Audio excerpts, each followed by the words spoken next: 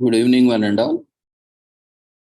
We welcome you all to the international webinar series on holistic health, well-being, and sustainable development 2022-2023, commemorating Azadi Ka Amrit Mahotsav, nation celebrating 75 years of independence, India's G20 presidency, United Nations Sustainable Development Goals 2015-2030, as part of awareness and campaigns in collaboration with Sri Holistic Health Foundation India and Sri Research Institute, Center for Arts, Sciences and Wellbeing. Before we start our sessions, let's take the blessings of Almighty.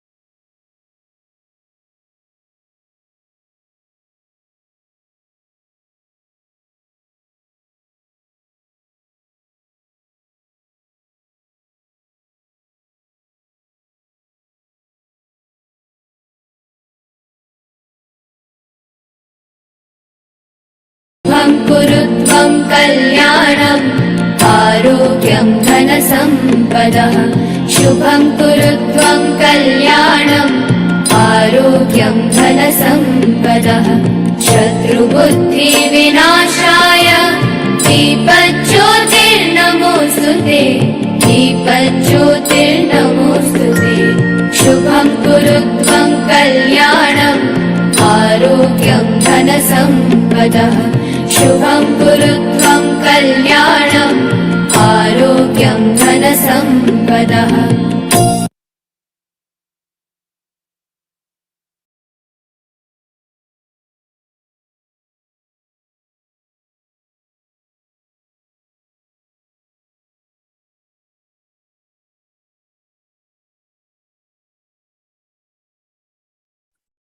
With the blessings of Almighty, we shall continue with today's commemorations. Today, we are commemorating Micro, Small, Medium-Sized Enterprises Day, that is in short known as MSME, with the theme galvanizing MSMEs worldwide by supporting women and youth entrepreneurship and resilient supply chains. Multiple simultaneous shocks and crises have distributed the global working environment for entrepreneurs and micro, small, and medium-sized enterprises, MSMEs. In addition, conflicts, commodity dependence, geopolitical tensions, and pandemics drive social and economical instability, making MSMEs extremely vulnerable to the rising inflation and supply chain disruptions. Among the most vulnerable, women and youth-owned enterprises are often at risk of external shocks. This is when the percentage and overall number of business formations by women and youth are increasing worldwide. However, facing limited access to the affordable finance, capacity building support, partnership networks, and global markets, women and young entrepreneurs need help to overcome the numerous challenges that frequently stifle the growth of their business, confirming many of them to informality or necessity entrepreneurship. Policies that strengthen capacities and support MSMEs development and entrepreneurship for women and youth need to be at the forefront to address those challenges, lower and remove barriers, and provide an operating environment for women and youth-owned business to grow, thus contributing to the full achievement of SDGs 1, 4, 5, 8, 9, 10, and leave no one behind promise of 2030 agenda for sustainable development and its sustainable development goals. So the MSMEs Day will focus on supporting resilient supply chains to ensure workers and the environment benefit. Supply chains are a critical component of global trade and commerce, and conflicts, disasters, and pandemics can quickly impact their functioning, increasing costs and making transactions more difficult. Therefore, the policymakers and the business must join forces to ensure economically viable, socially, and environmentally sustainable supply chains. 600 million jobs will be needed by 2030 to absorb the growing global workforce, which makes SME development a high priority for many governments around the world. In emerging markets, most formal jobs are generated by SMEs, which create 7 out of 10 jobs.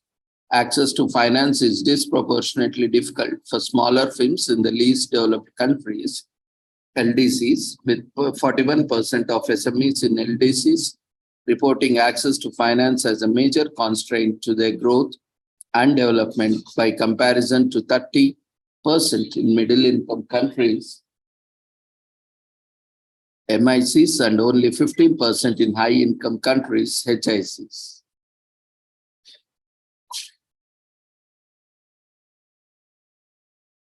MSMEs account for 90% of the business, 60 to 70% of the employment, and 50% of the GDP worldwide. As the backbone of the societies, everywhere they contribute to local and national economies and to the sustaining livelihoods. In particular, among the working poor women, youth, and groups in vulnerable situations, MSMEs hold the potential to transform economies, foster job creation, and promote equitable economic growth if given adequate support. The MSME Day event aims to highlight their pivotal role and explore opportunities for their advancement.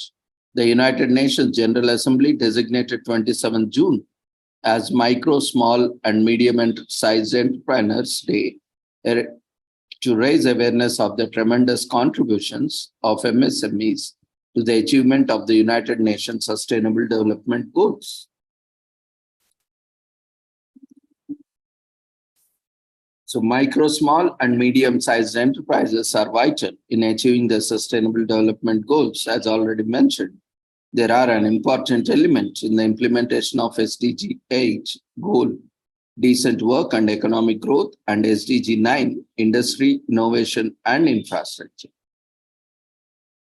From export development to sustainability or e-commerce and export process, the International Trade Center for Small and Medium-Sized Enterprise offers a wide range of courses that can help MSMEs in their growth. Take a look at its varied catalog with the training in different languages to benefit from it.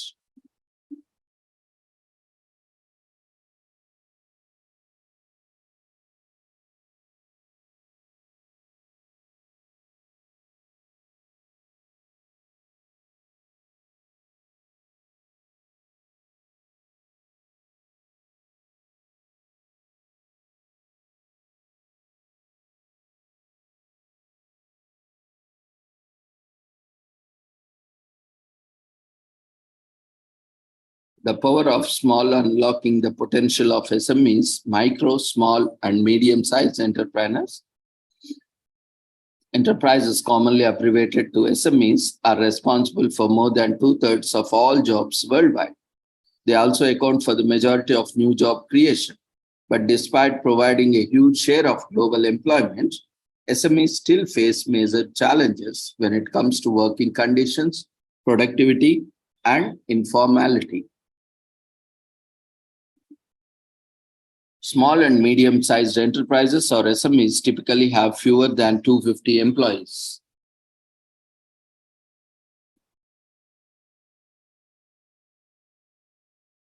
In many countries, more than 90% of the enterprises can be classed as SMEs, and a large share of those can be classed as microfirms with fewer than 10 employees.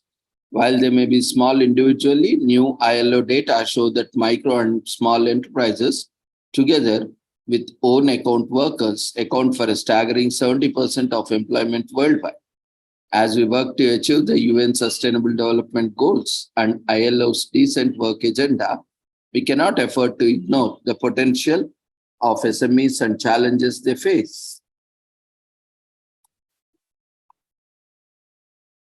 Across all countries, SMEs do more than create employment. They are also engines of economic growth and social development. In most OECD countries, SMEs contribute more than 50% of the GDP, and some global estimates put this figure as high as 70%.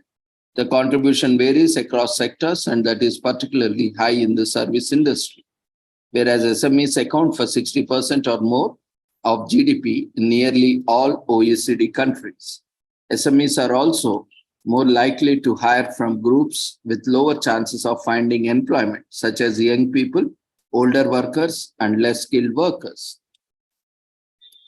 SMEs are crucial to future of the work, not just for employment creation and economic growth, but also to drive innovation and complete competition in markets. But large enterprises can invest more in training and equipment, pay higher wages, and offer better working conditions, and so outmatch SMEs when it comes to productivity and quality of employment. In developing countries, this productivity gap leads to low income generation, informality, and poor growth performance.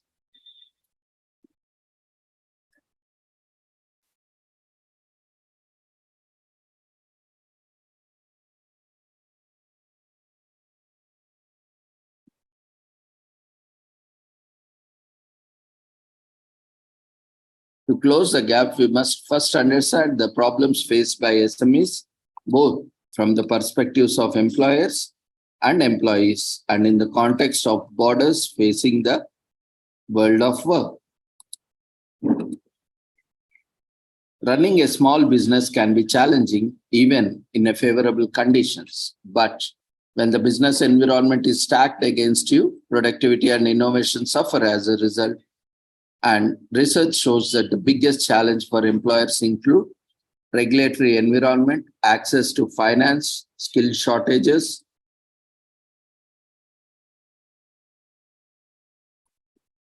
access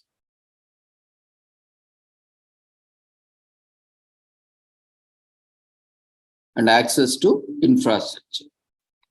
So needlessly complex and unpredictable rules, regulations, and support structures create barriers for small firms and impede their growth. Access to finance, SMEs frequently face higher transition costs and interest rates than large enterprises, limiting their ability to obtain external financing. Skill shortages, SMEs offer and suffer skills shortages, but at managerial and workforce levels, lack of resources, knowledge, and fear of poaching mean SMEs are less likely to invest in workforce training. And access to infrastructure, small firms often cannot access basic infrastructure such as clean water, roads, and electricity.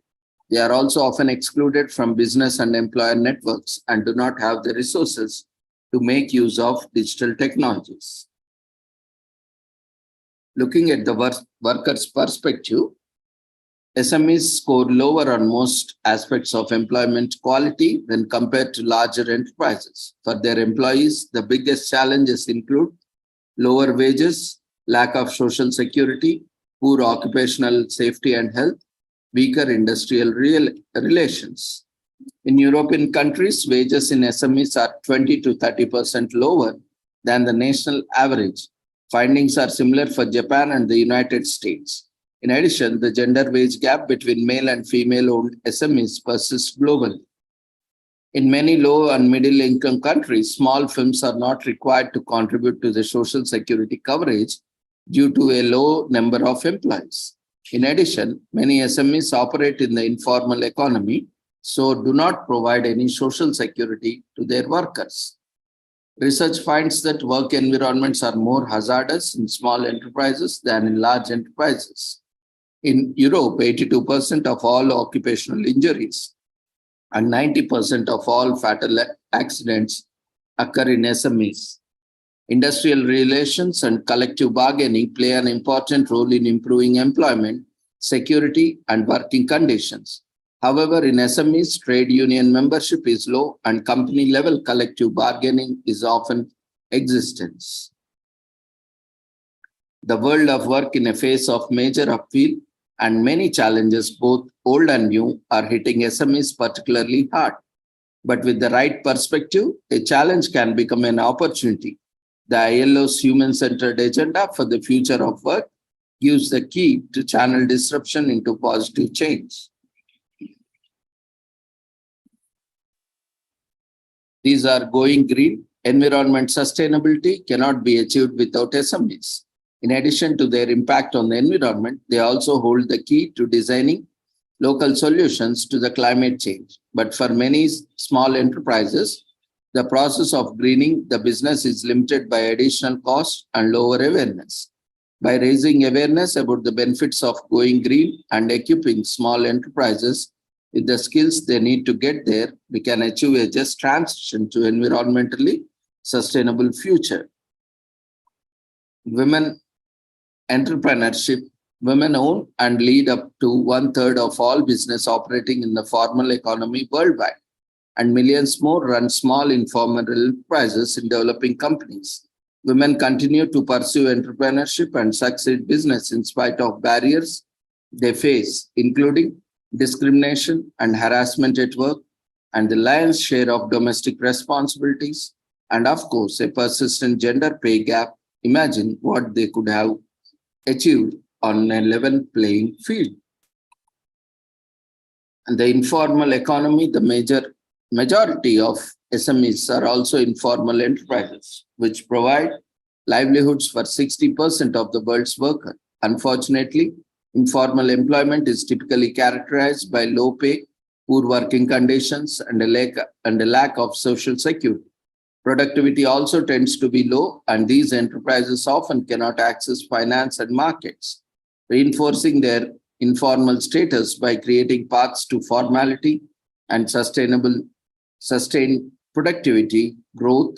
We can create more and better jobs, improve public services by broadening the tax base, and create an overall culture of good citizenship and compliance with labor laws.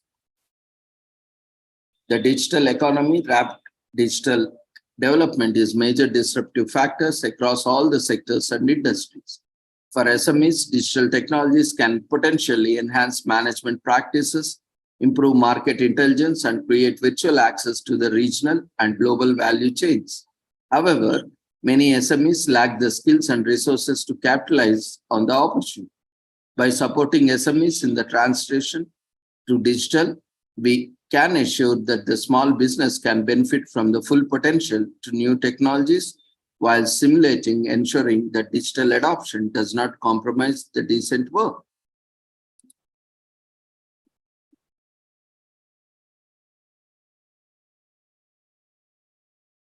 Helping SMEs flourish, the ILO has a long legacy of helping SMEs flourish by providing training at all levels, supporting entrepreneurship, fostering an enabling environment, and creating market access for vulnerable populations.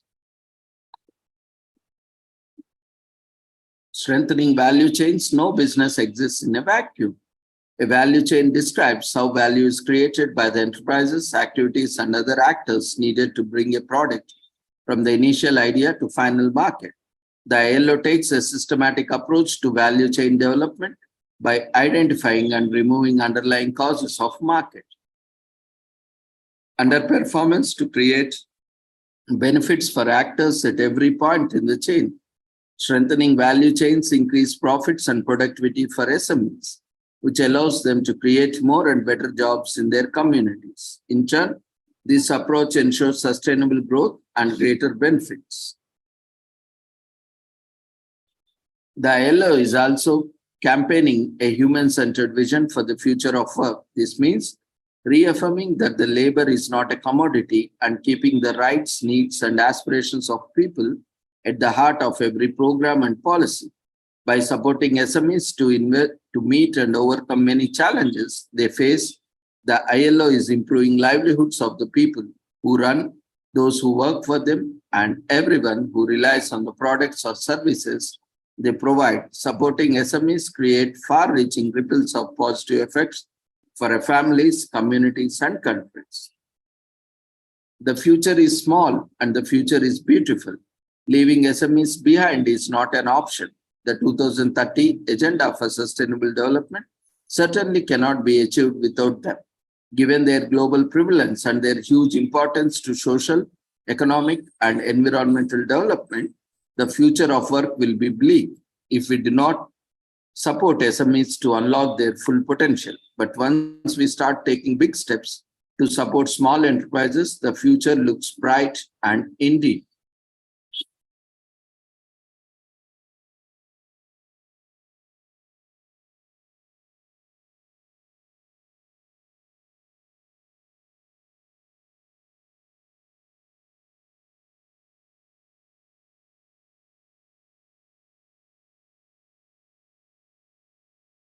These MSMEs are huge assets to our economy. The United Nations General Assembly drives the Micro, Small and Medium Enterprises Day. As mentioned, the aim is to raise awareness, public awareness on their contribution and to sustainable development and the goal of economy. It has also the goal of strengthening the SMEs so that they are viable in times of crisis.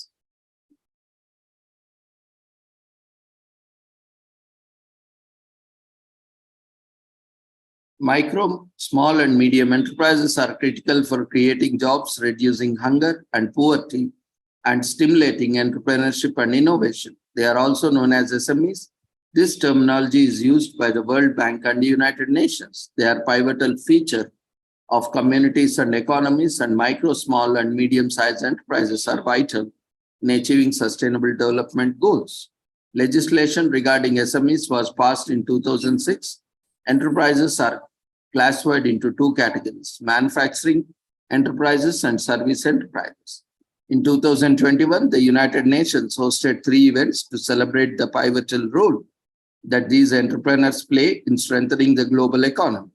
The first was called Empowering Green Recovery, which focused on SMEs could do to survive crisis and challenges. This was a truly global affair with entrepreneurs from Argentina, Ghana, Indonesia, Kenya, and Senegal participate. It is believed that in 2030, 600 million jobs will be needed to do the increase in the workforce. This has made micro, small, and medium enterprises a high priority for the governments around the world, as most formal jobs are created by micro, small, and medium business, and figures show that they create 7 out of 10 jobs. 98% of all exports in the US are via SMEs. They are thus important and need to be protected and growing. The International Council for Small Business convenes a small business panel at its 61st World Congress at the United Nations in New York in June 2016, focusing on small businesses. The International Council for Small Business calls on the United Nations to establish a dedicated name day for small and medium enterprises. So thus the call for an SME holiday in 2016.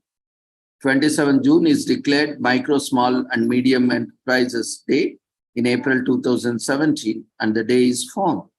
The United Nations, in conjunction with the International Council for Small Businesses, host a Micro, Small and Medium-Sized Enterprises Day Knowledge Summit in New York in May 2018.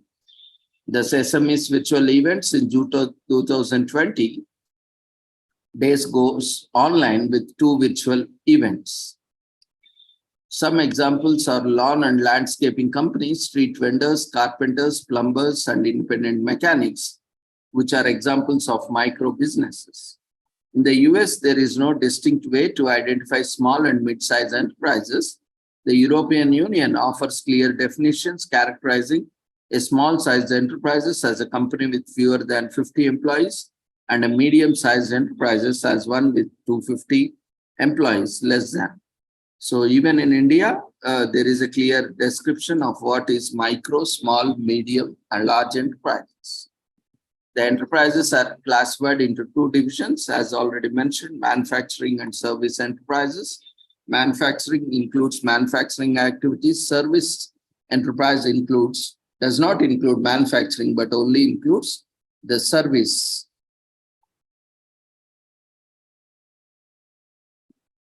Several organizations such as International Trade Center, the International Labour Organization, and the United Nations Industrial Development Organization, and the World Bank hosts events online and offline. And so you can grow your small business by attending such events and gaining insights. You can also attend online seminars, conference like this, which also provides you information, and also you can gain awareness. Support and spread the word about your local enterprise. Support and buy from small business in your area, from the bakery to yarn shop. They all require more customers. Learn more about the power of SMEs by watching one of the United Nations MSME Enterprise Day videos. There are many online resources also available from national and state and also international organizations.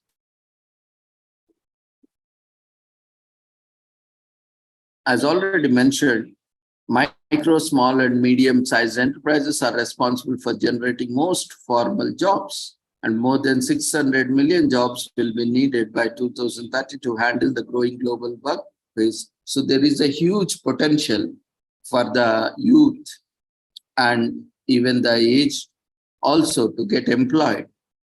Micro, small, and medium-sized enterprises are more likely to hire from the groups with lower chances of finding employment, such as young people, older workers, and less skilled workers. So even those who do not have high degrees or engineering or high skill sets or qualifications are easy to get employed. And women own and lead up to 1/3 of all business operating in the formal economy worldwide, and millions more run small informal enterprises in developing economies. So women are being employed, self-employed, and also women entrepreneurship is being promoted. And also women, especially, are creating more employment opportunities and having a say and stake in the business. So the majority of micro and small medium enterprises are also informal enterprises which provide livelihoods for 60% of the world's workers. So that's a huge unorganized sector along with the organized sector.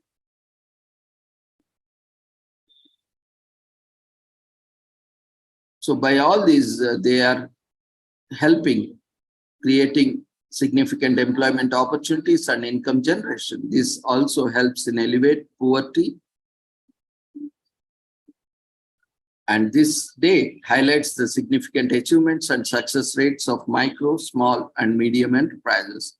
It's amazing to see how just much of the market these small enterprises has done. We have seen large enterprises are highly dependent on the SMEs to procure raw materials or semi-finished materials or finished materials so as to be used as part of manufacturing or servicing or even for assembly lines.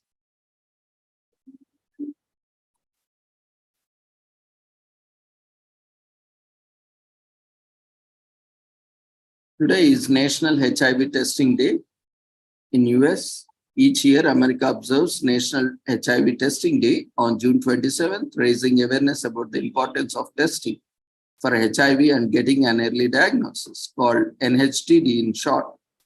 This day is crucial for encouraging people to increase HIV testing, know their status, and thus get the care they need to treat this illness. The HIV virus itself was identified in the 19th century by the French and American scientist. Dr. Robert Gallo co-discovered HIV as a cause of AIDS. This breakthrough meant companies could begin testing for antibodies produced in response to the virus and hopefully protect people from the effects of HIV. Initial tests conducted in the period were not to diagnose people with HIV or AIDS, but to screen donated blood for a possible infection. As the Time magazine reported at the time, the fear of contaminated blood was running high, even though a very small fraction of people had contracted HIV through blood transfusions. The nature of these tests meant scientists and labs got a false positives. Medical uncertainty meant people did not know if the positive result means people were infected or if they had simply been exposed. A label on one of the early tests, which is the Smithsonian Museum of American History clearly states that it was not to be used as a test to screen for HIV or AIDS. The advance of HIV testing among the common public was marred by the stigma attached to the illness. These reasons turned the testing process on its head. New protocols were added, new experimental studies were conducted, and testing awareness drives were conducted. The future looks promising. However, an American called Timothy Ray Brown was the first person to be ever cured of HIV. Contracting the illness at the university in the late 90s, he received a stem cell transplant 10 years later. After being diagnosed with leukemia, luckily for Timothy, the donor had a rare genetic mutation conferring resistance to HIV. Timothy remained HIV-free ever since. Scientists have been trying to replicate this success ever since and are using the lesson to try and develop a broadly applicable cure. In the 19th century, dozens of scientists worked around the clock to create a revolutionary new HIV test that changed how illness was diagnosed. 10 years later, the National Association of People with AIDS founded National HIV Testing Day to increase the number of people testing themselves for the illness. The program got off to a very successful start and has been running ever since.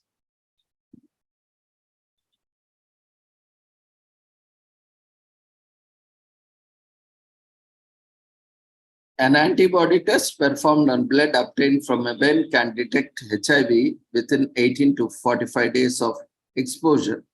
HIV is not the same as AIDS. When clinically latent infections progress to the third and final stage of HIV, only then it is referred to as AIDS. So the National Association of People with AIDS and partner organizations distribute literature and content about many ways we can raise awareness among ourselves about HIV and AIDS. And this day also encourages us to get more informed about HIV testing and when it is appropriate, along with the broader knowledge about the illness and how to manage it. Some information also focuses on self-testing when outside visits are not an option or are limited. So do your part to reduce the stigma and support HIV testing. Get tested as part of routine healthcare. Something the CDC recommends for everyone between ages of 13 and 64, and promote HIV testing on your social media and other circles too. If you are healthy and willing, some clinical trials run by the vaccine companies may be on lookout for volunteers to run vaccine studies on. This clinical research can go a long way towards developing new and effective treatments and hopefully find a cure for HIV and AIDS. HIV is prevalent worldwide with nearly 38 million affected by it. Data shows nearly 1.1 million Americans are living with HIV. Around 39,000 people are infected each year. Studies estimate around 14% of the people who live with HIV in the US don't know they have been infected.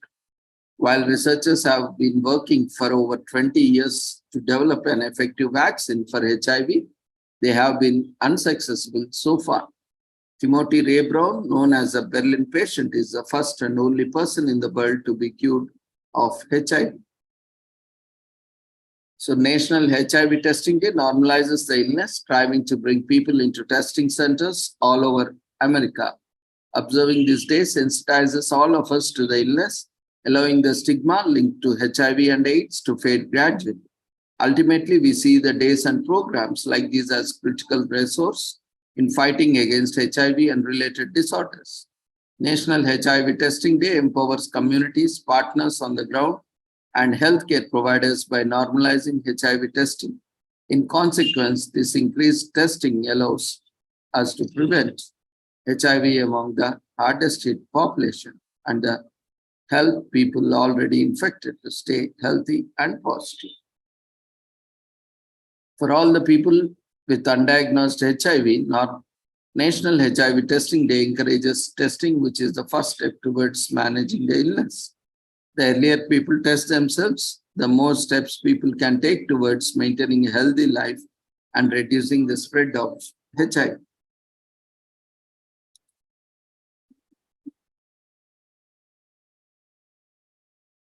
Today is also commemorated as National Onion Day. Today, farmers in the United States are collecting millions of onions. They will be heading for store shelves to provide families with the fresh, nutritional, tasty power to improve meals and boost the body's immunity. Onions have numerous advantages, such as enhancing meals with a variety of flavors. According to recent research, consuming onions also helps the body fight colorectal cancer and breast cancer, as well as heart disease and diabetes. So, National Onion Day commemorates the incorporation of the National Onion Association in 1930. The organization was created to protect the interest of American onion growers, and onions remain their business to this day. Today, the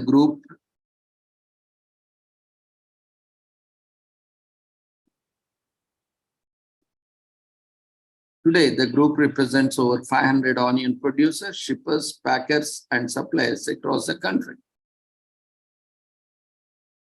In June 2022, the National Onion Association established National Onion Day to commemorate the organization's 53rd anniversary. They officially incorporated on June 27, 1913 in Ohio and represent almost 500 onion farmers.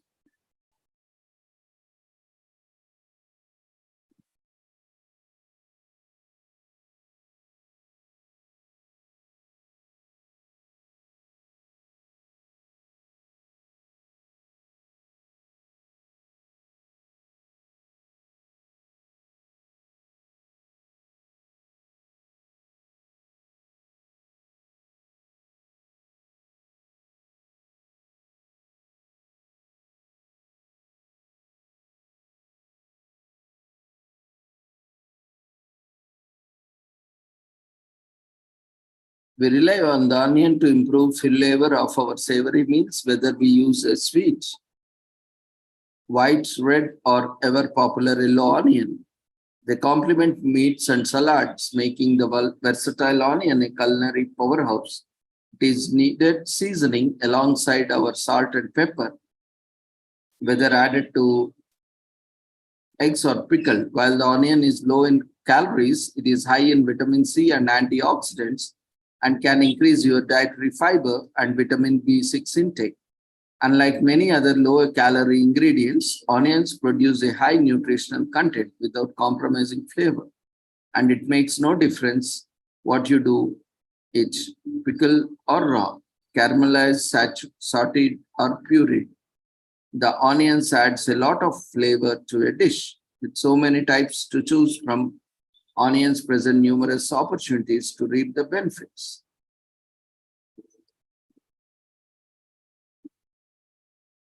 The vegetables are classified based on the edible part of the plant, like the leaves like lettuce, roots like carrot, bulbs like such as onions, and many others. Alternatively, fruits such as tomatoes and seeds such as peas are commonly referred to as vegetables. According to the financial year 18 data, China appears to be the top onion producer, but the Netherlands is the largest onion exporter.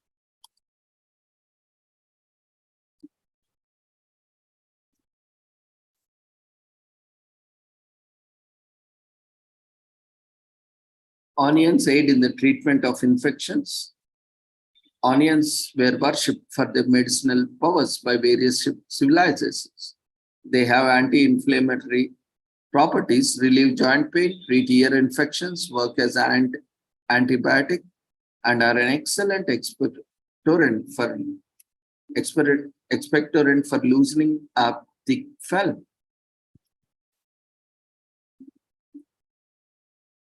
For a flavor boost, be sure to add some onion in there. No matter how you slice it, onion pulls together some of the greatest flavors. Gardening is fun. Furthermore, if you can cultivate some veggies like onions in your backyard, you can reduce the cost of your monthly groceries by harvesting them.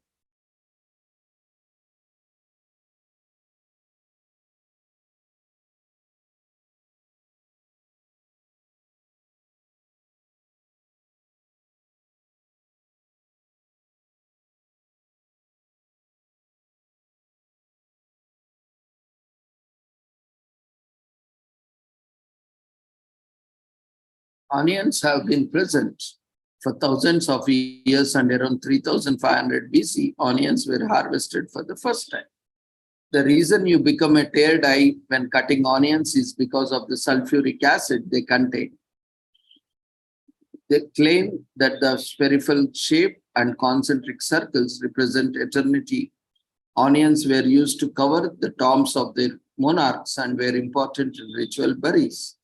According to the Guinness Book of World Records, the biggest onion ever was cultivated by Peter Glasbrook, a British farmer who grew a massive onion in 2011 that weighed just over 18 pounds.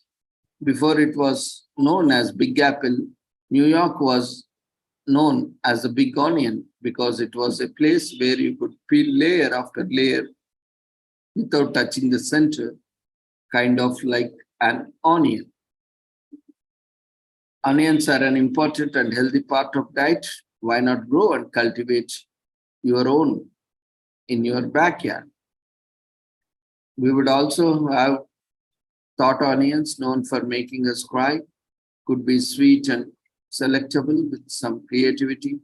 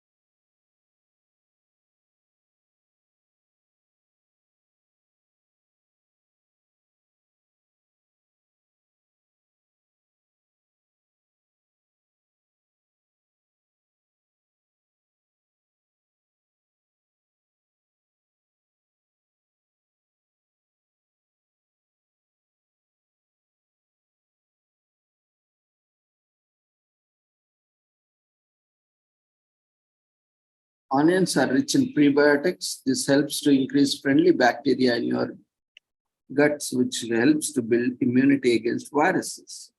It also fosters creativity. Today is also commemorated as National Orange Blossom Day, which is celebrated annually on June 27 and is held in the honor of the amazing white flower used in food, perfumes, and various other appliances worldwide. The orange blossom adds a variety of citrus fragrance to products. The white flower of the bitter orange tree, cousin to the sweet orange and lemon trees, is a native of India and China, but has grown in sun-drenched lands for centuries. Today it is found all over the Mediterranean Sea, from Italy to Spain, Morocco, then Tunisia. Mythology states that orange tree symbolizes paradise, and is also, they did not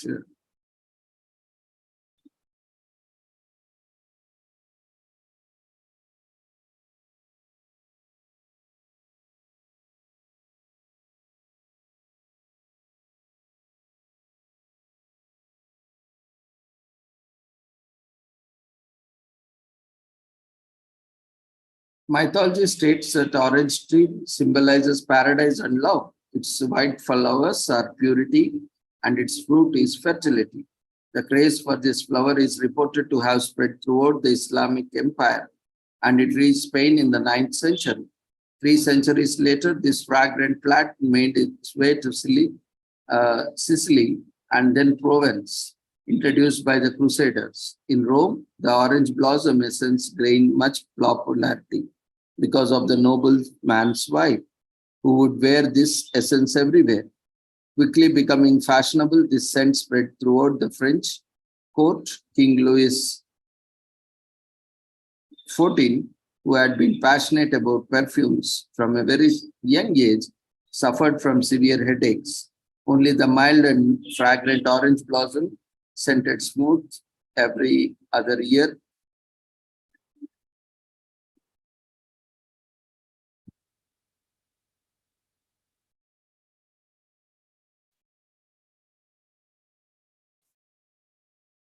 So quickly becoming fashionable, this scent spread throughout the French court. And legends had spread around the continent of maidens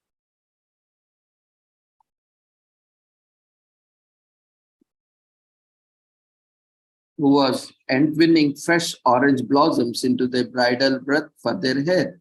This even gave birth to the phrase to gather orange blossoms, which actually meant to seek a wife. Since the time Queen Victoria wore a breath of orange blossom at her wedding, an emblem of chastity at that time, royal brides have been associated with orange blossom. Queen Victoria was said to be enamored with this flower that her husband Prince Albert gifted her many precious pieces of jewelry shaped like this flower over the years. This love influenced many other royal brides. They all had orange blossoms as part of the design of their wedding dresses, including Queen Elizabeth. There is even a Royal Albert English China pattern called Orange Blossom. The orange blossom motif, only blossom, appearing on wedding rings and other China patterns, and even in furniture. Sheet music like titles like Orange Blossoms Waltz by G. Ludovic, Orange Blossom Time is June by George Spink and B.R. Williams, and when it's Orange Blossom Time in Loveland, I will be waiting at the church for you by Jeff Brannan, and Arthur Lang also became famous. The Spaniards introduced the orange blossom to the Americas in the 16th century to the state of Florida. The climate that were perfect to grow this crop. The citrus plants have critical to Florida's economy ever since. At the same time, the orange blossom craze was overpowering royal brides in the 19th century, and citrus was being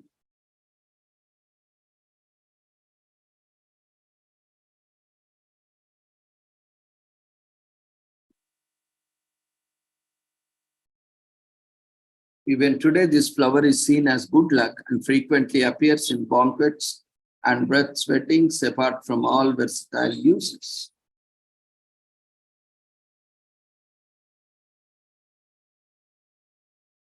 Florida's state flower is the only one used to make perfume. Orange blossom harvesting takes place at dawn when the flower is most concentrated in odorous components. Orange blossom oil cuts through grease very effectively, which is why it is popular with some brands of commercial cleaners. Beekeepers put their beehives into citrus groves around the time and that the little flowers start to bloom, and the resultant flavor is distinctive and makes that this a start of a retreat. The fragrance blossoms have amazing health benefits when brewed correctly. The orange blossom water or tea delicious and has a calming effect, especially with anxiety. Other health advantages include improved sleep, reduced anxiety, lower blood pressure, and other health advantages to include improved sleep, reduced anxiety, lower blood pressure, and improved circulation. Even the essence has soothing, sedative, antidepressant properties. It is very popular in aromatherapy. Psychologists report that seeing flowers, any flowers that has a calming effect on human brain, add to acid, the amazing scent of the orange blossom, and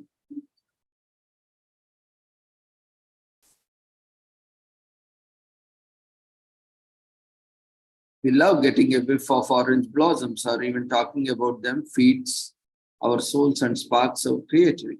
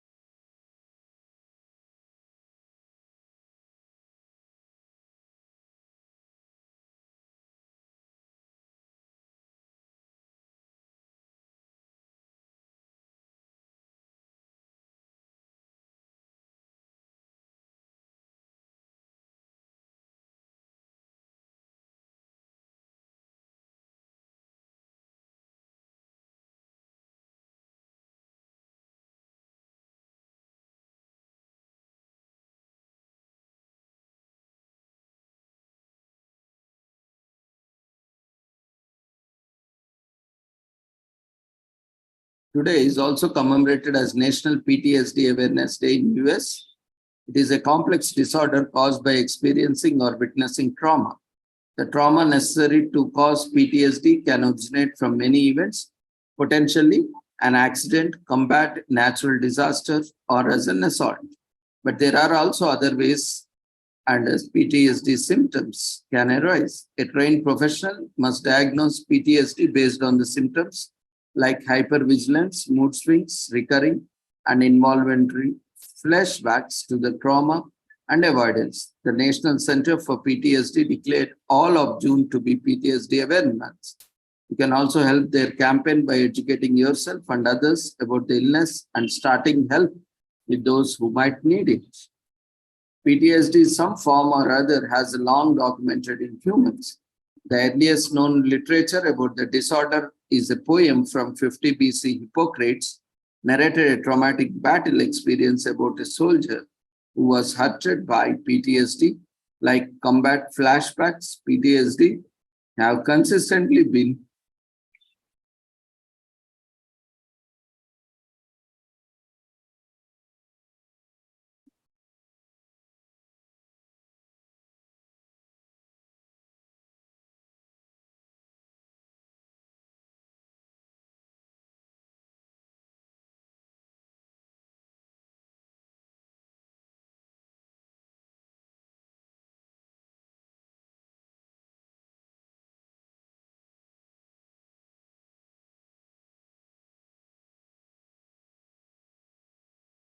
a new understanding of PTSD came with the Civil War in 1900s as the disorder became widespread in the traumatized country.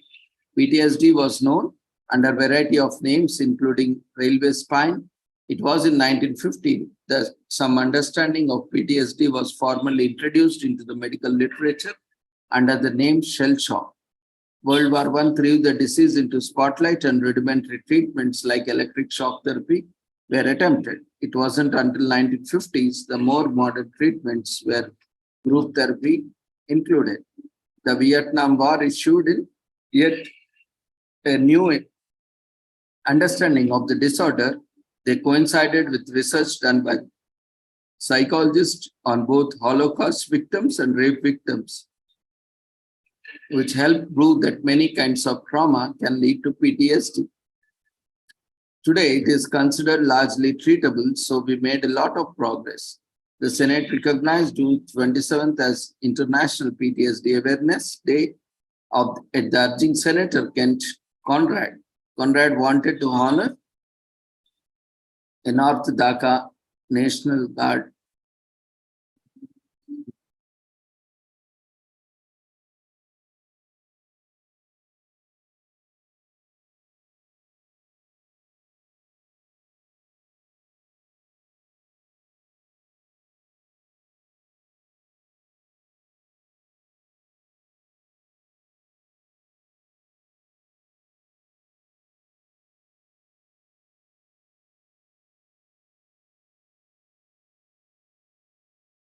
Today is also commemorated as National Sunglasses Day in US.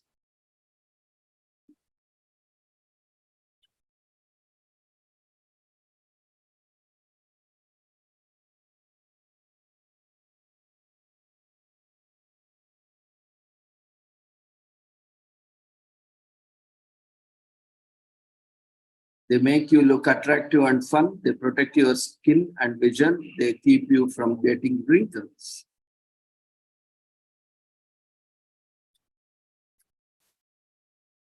Today is also commemorated as National Women's Fly Fishing Day in US.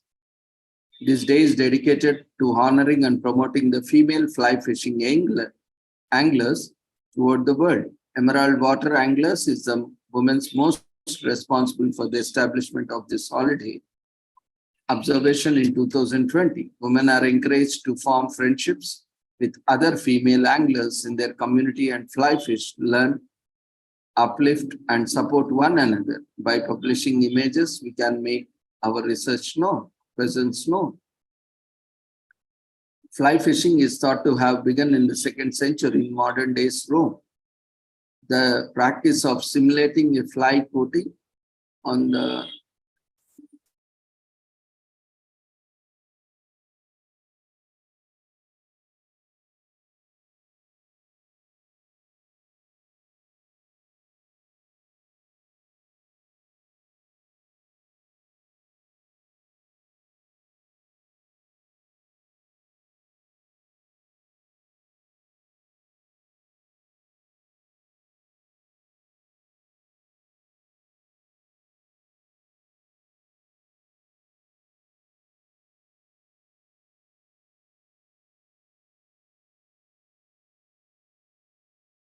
Today is also Atwari festival in Nepal, which is celebrated in the region of Nepal in Asia. The festival aims to foster love and unity among Tharu community members. The state of Sudur Pashchim in Nepal observes as it a public holiday and festival to celebrate the Tharu people. The government of Nepal recognizes Tharu people as an official nationality. They are indigenous to the Terai region of Nepal and northern India. During the holiday, Tharu males fast and pray for everyone's longevity. The Atwari festival is held every year to encourage love and harmony.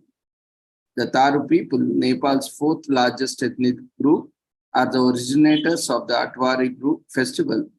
Nepal is a democratic landlocked country in South Asia. Since Nepal's unification in the late 18th century, the Tharu people have endured inequality and persecution as their lands have been granted to the members of governing families. The Tharu people were pushed into labor contracts that benefited others since they were homeless. In the late 1950s, the World Health Organization supported the Nepalese government in eradicating malaria in the forests of the central Terai. It caused the Tharu people to temporarily leave their lands and led to the other tribes soon occupying them, leaving the indigenous people of Terai homeless and jobless. Following the demise of Nepal's Panchayat system in 1990, the Tharu ethnic organization, Tharu Kalyanakari Sabha, joined the umbrella organization of ethnic groups, a forerunner of the Nepal Federation of Indigenous Nationalities. The Tharu ethnic group began to obtain political power and wealth soon after a civil war broke out in the new government and lasted for 17 years. In 2006, the Comprehensive Peace Accord was signed and subsequently, Tharu organizers proposed an autonomous Tharu state with a federal Nepal emphasizing the equality of opportunity and equal distribution of land and resources. In 2015, September, Nepal adopted a new constitution and re-established 7 provinces. One is Sudur Pashchim Pradesh, home to majority of Tharu people. In 2018, Sudur Pashchim Pradesh was also adopted.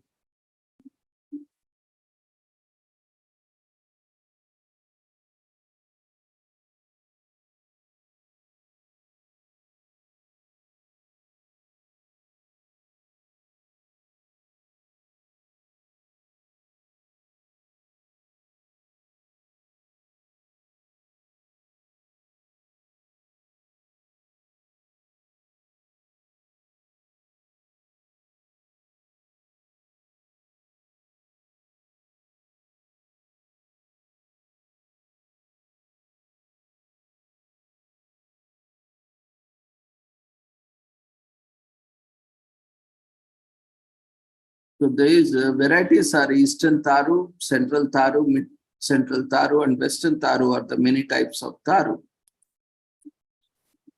So the Badkar has to work for the welfare of the village. Magi is the greatest festival in Taras.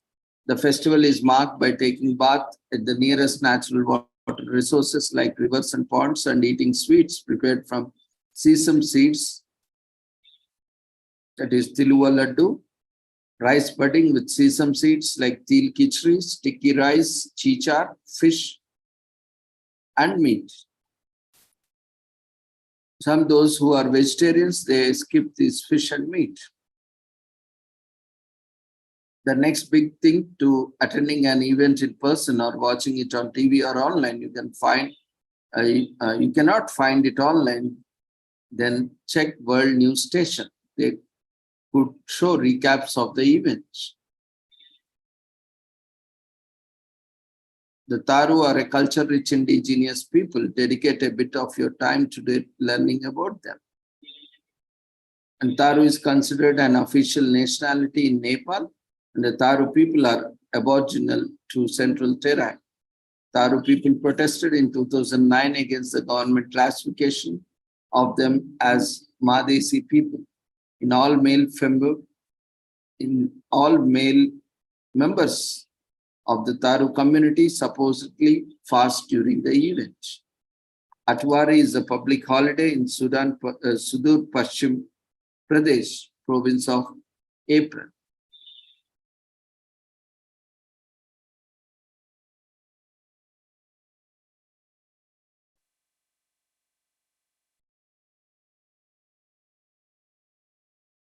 An Atwari event is an cheerful and filled with colorful festivities that are joy to watch for people who get to attend, and is even more spectacular.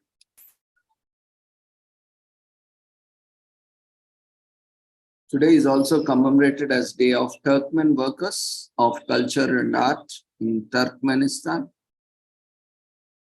which is an annual professional holiday observed in Turkmenistan on June 27. Today, it recognizes the country's artists and cultural workers who contribute to the spiritual and intellectual development of the Turkmen society. It's not, however, a public holiday, and businesses are open as usual. This serves to promote Turkmenistan's legal legacy and to bring artists and cultural workers together with ordinary folks. It has been commemorated since 2009, and the celebrations have grown in intensity.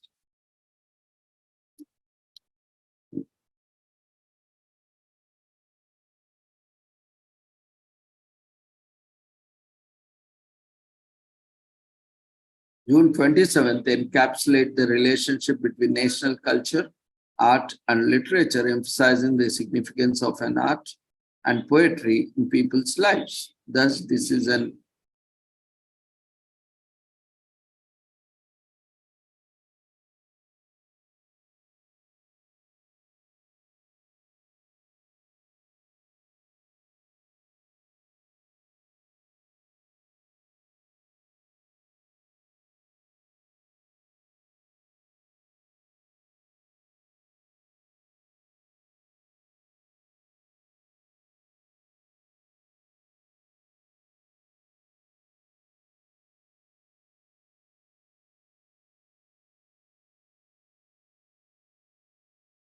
today is also commemorated as Decide to be Married in US. Getting married is similar to going out to eat with friends. You place your order, then you wish you have ordered that when you see what the other person has. So this might be a sign that you have been overlooking or looking further. This could be your time. So get ready to pop the question. Whether you are planning a massive flash mob, which we hope you are, or sweet proclamation of love over dinner. It is the day we honor all types of proposals. So although there is no information regarding the history of Decline to be Married Day, it has been always celebrated on June 27th every year. Decided to be Married Day is a day to honor all those who have not engaged.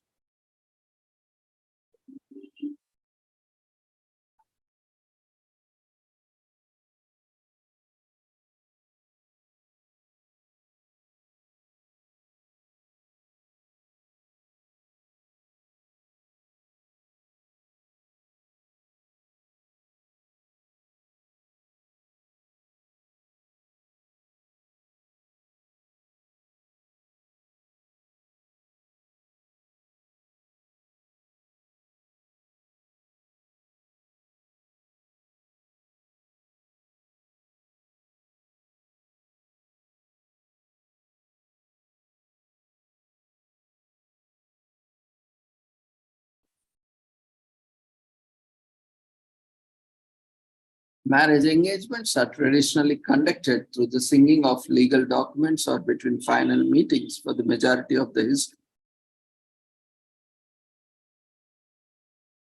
Getting married is also to be man's decision because he was the only one who could propose.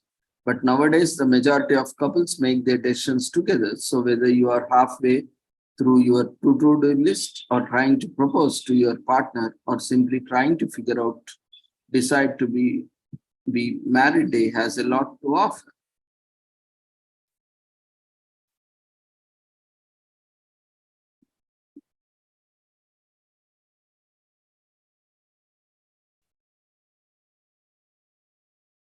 Today is also commemorated as Helen Keller's Day, who was an author known for his work as a disability activist, who also fought for women's rights to vote, labor rights, and world peace.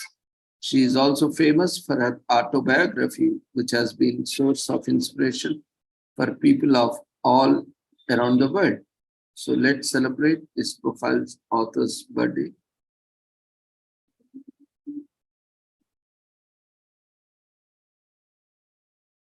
Helen Keller was known one of the biggest advocates of the disability rights, having fought for them for most of her life, and was born on June 27, 1880 in Samcumbia, Alabama. Her parents were Arthur Henry Keller and Catherine Everett. Okay.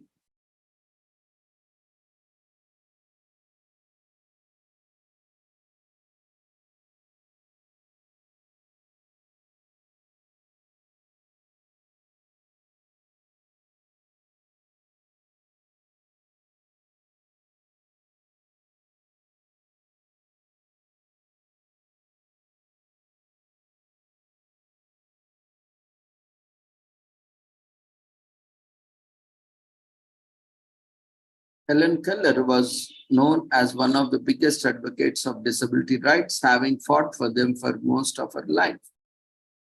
She was born on June 27, 1880, and she was only 19 months old when she contracted with an unknown disease that left her deaf and blind. Kellers communicated through some signs until she was 7 years old. In 1886, her parents were referred to the inventor Alexander Graham Bell, who at time was working with the deaf children.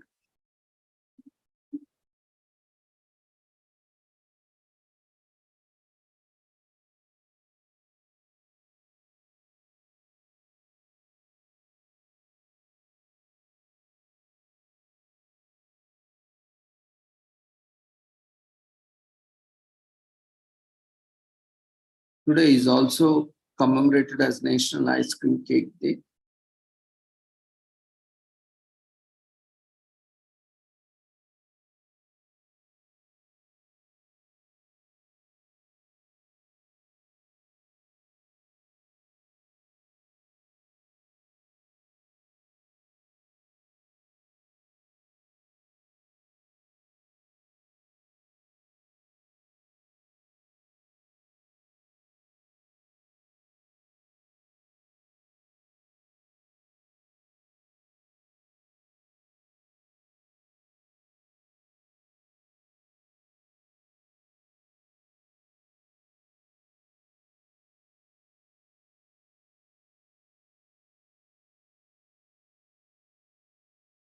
So, created by the Dairy Queen Canada in 2011, the cake was the world's largest cake, weighing a whooping 22,333 pounds.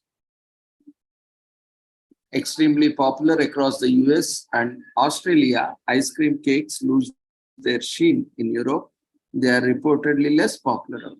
The 5 ice cream parlors that sold the most in 2019 across the US, according to the International Day Food Association, were vanilla chocolate, cookies, and cream, mint.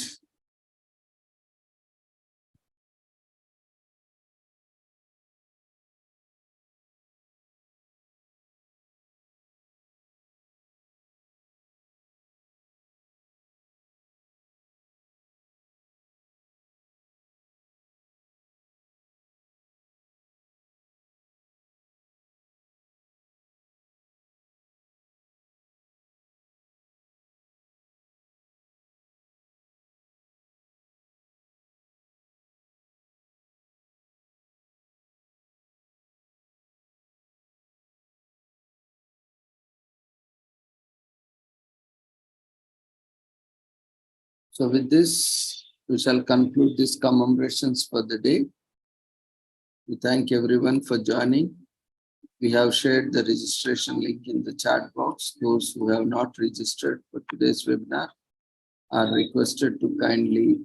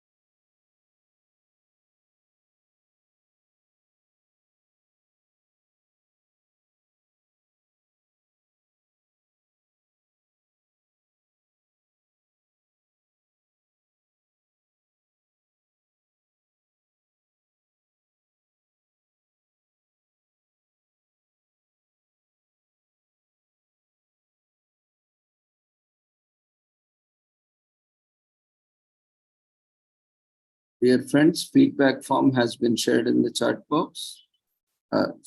Registration link has been shared in the chat box, and feedback form has been raised in the form of polls. We request everyone to quickly fill up the feedback form. Once you have completed your feedback form, you may leave for the day. So see you all tomorrow.